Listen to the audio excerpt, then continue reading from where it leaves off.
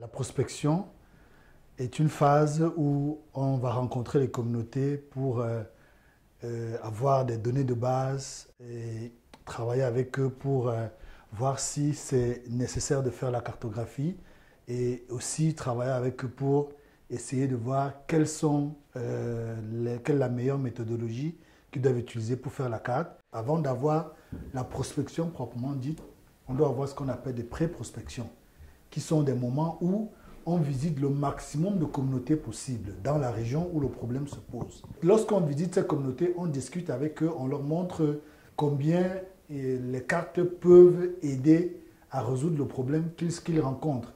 Et après avoir visité toutes ces communautés, on choisit maintenant parmi ces communautés celles qui ressentent le plus de problèmes, celles qui sont les plus affectées par le problème et aussi quelques-unes qui ne sont pas très affectées. Donc on a un échantillon, on prend un échantillon de communautés avec lesquelles on commence donc une prospection. La première chose, c'est d'avoir le consentement des communautés à pouvoir participer au projet, essayer de trouver des solutions aux problèmes qu'ils rencontrent. Et maintenant, lorsqu'ils ont exprimé leur consentement, la deuxième chose maintenant à faire, c'est de voir avec les communautés, parmi toutes les méthodologies de cartographie participative qui existent, quelle est la meilleure méthodologie qu'ils devront utiliser pour pouvoir résoudre le problème qui se pose. Ça permet que la communauté puisse s'approprier du projet. On travaille avec toutes ces communautés pour pouvoir collecter les informations de base sur la population, sur leurs activités, sur leurs problèmes, sur les solutions même qu'ils pensent être probables pour résoudre, qu'on peut apporter à ces problèmes-là.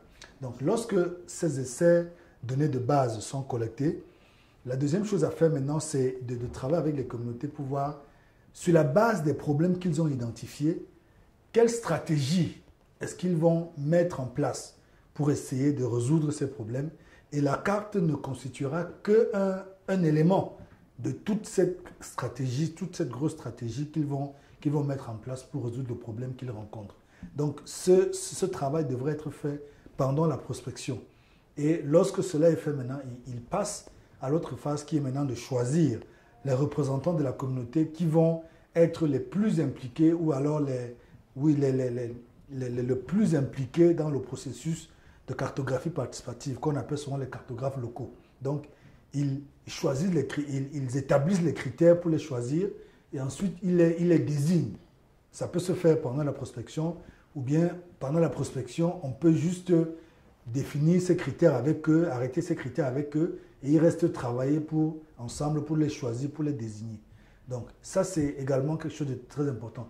Et l'autre élément qu'on fait pendant la prospection, c'est on permet aux gens dans le village de choisir définitivement, comme je l'ai dit tout à l'heure, la méthodologie qu'ils vont utiliser. Quels sont les éléments en fonction du problème qui se pose? Est-ce qu'il faut juste faire des cartes qui n'ont pas besoin de beaucoup de précision? Ou alors est-ce qu'il faut aller jusqu'au système d'information géographique pour avoir des cartes avec géoréférencées et qui vont maintenant permettre de faire des réclamations beaucoup plus accrues et beaucoup plus pointues?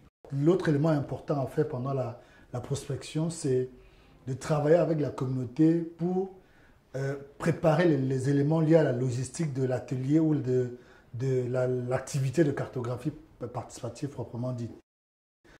Et puis c'est très important aussi dans les villages par exemple qui sont mixtes, il faut se rassurer qu'on ne dort pas chez un seul groupe, on va juste dans les maisons confortables.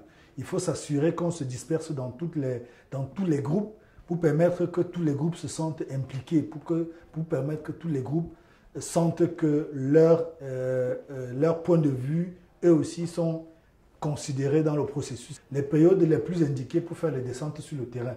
Il faut se rassurer que ces périodes coïncident avec non seulement les périodes où les communautés sont disponibles, mais aussi avec les périodes où on n'a pas, par exemple, la pluie. Parce que quand il y a des grosses pluies, on ne peut pas, on peut avoir des difficultés à couvrir tout l'espace que la communauté en temps normal utilise. Donc il faut bien choisir avec également le meilleur moment pour pouvoir bien le faire. Donc tous ces éléments de logistique devront être faits pendant la prospection. Le consentement préalable et libre d'une communauté ne se fait réellement que lorsqu'on prend le temps nécessaire pour lui expliquer les avantages et les inconvénients qui sont liés à l'utilisation des cartes pour résoudre un problème.